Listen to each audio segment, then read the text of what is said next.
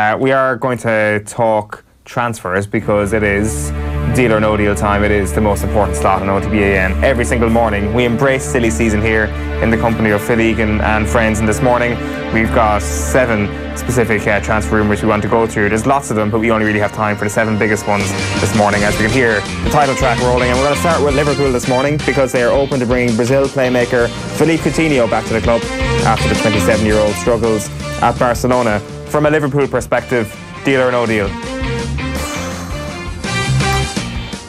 I would say no deal. Why? Because I think of how he left the club. As our best player? Well, they're doing all right without him. They are. They can do even better with him. I don't know, because there's a certain way they play and he doesn't really fit into that.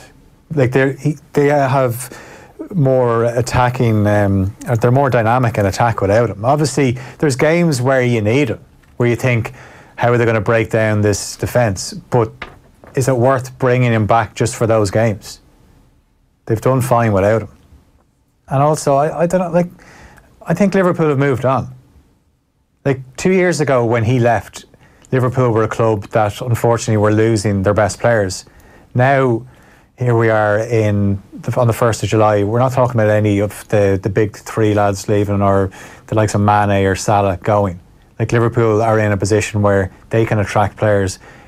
It'd be like for Coutinho, it would be great for him because he'd be coming into a team that is still on the up.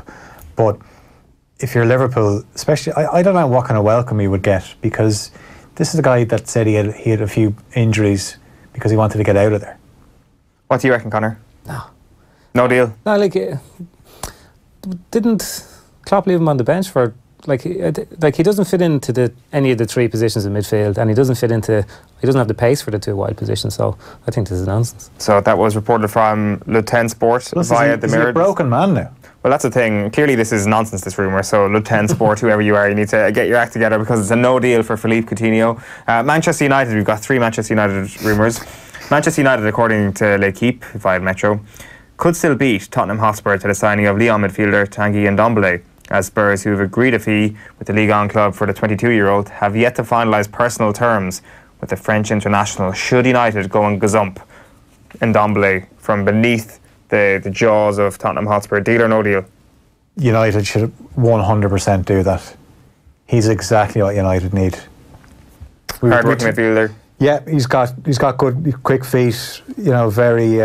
Very physical as well. They need a presence in midfield.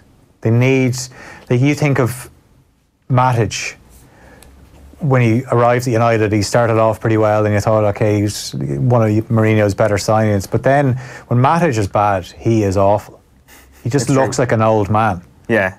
They've lost Herrera's energy in there as well. I've got high hopes for McTominay. I think he's certainly got potential. But this guy, Ndombele, is exactly what United need. And if they can beat Spurs to a signing, I'd say go for it. Aston Villa midfielder John McGinn will be the subject of a bid from Manchester United, who will have to pay £50 million for the 24-year-old Scotland international. 50 million quid for John McGinn, deal or no deal? What? No, that's like he was Villa's player of the season. Yeah, he was great. But he's not £50 million great. No, but see, everything's gone a bit crazy since Neymar's deal. Like 50 million. Like there's talk of United trying to sign Sean Longstaff as well. So they're obviously looking for a midfielder. Maybe they want that young kind of English or Scottish midfielder. Maybe they're sick of these Galactico kind of signings, but 50 million on John McGinn. Like the guy hasn't even played in the Premier League. There's talk that Arsenal's transfer budget for the entire summer is 40 million. Yeah. So if they can't sign one John McGinn, I don't hold up too much hope that they're going to be in the Champions League this time next season. Portugal attacking midfielder Bruno Fernandes could still make the switch from Sporting Lisbon to Manchester United, with the Premier League club set to step up their interest. Stepping it up in the interest of Bruno Fernandes, deal or no deal? That's a deal that you would be great for United. Pursue him.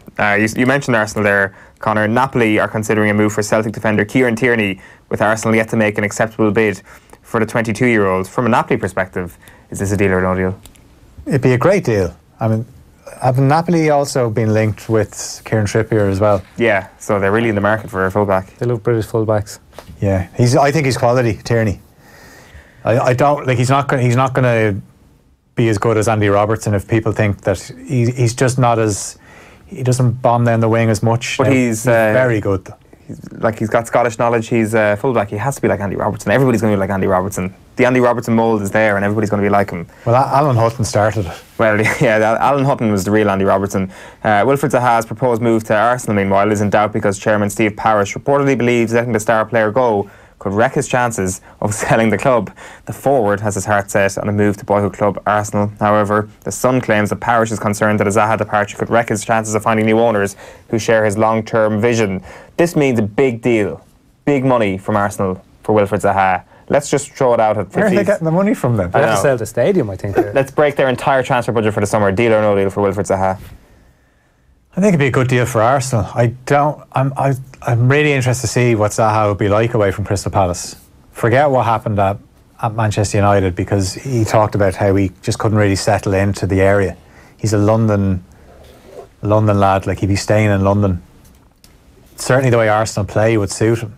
Yeah. But there is that pressure where you have to deliver more often than not. Now he does tend to do it, but some games he's not as effective. And like with Crystal Palace, you can have an off day and people aren't going to really hold it against you. Whereas like Arsenal are trying to get back into the Champions League places, and they're going to need to be overperforming. So if he is going to go to Arsenal, he's going to have to be... I think they'd have to lose a couple of their more high-earning players to afford him. I don't even think it's a question of transfer value. I'd say Arsenal's squad is on a very much a Champions League budget in year 3 of your Europa League income. So, like if you have Mesut Ozil and Henrik Mkhitaryan drawn over $500,000 in wages a week, one or both of those need to go before you can start.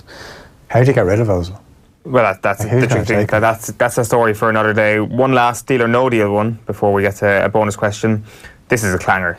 A cracker, I should actually say, not a clanger at all. Real Madrid are preparing to offer Spain midfielder Marco Asensio to Liverpool, but want Senegal international forward Sadio Mane in exchange. Sure they do. Deal from a Real Madrid perspective. How bad a move would this be from a Liverpool perspective? Would this be the worst piece of business in the history of the transfer market if Liverpool were to offer Sadio Mane?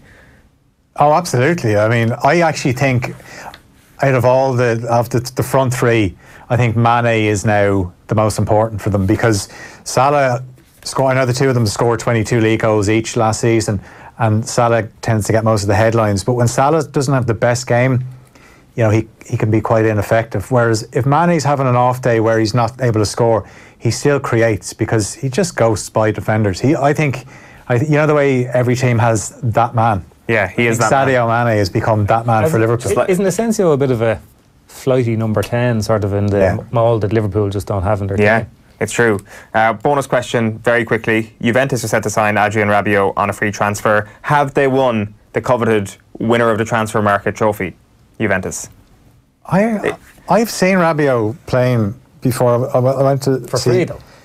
Him and Ramsey for free. That's good. It's good going. Like they always do it. Like, I mean, didn't they get Matuidi for next to nothing? They got Emery Chan for a free transfer as well. But Rabiot he's decent. But yeah, so you're not saying they've won the trophy yet?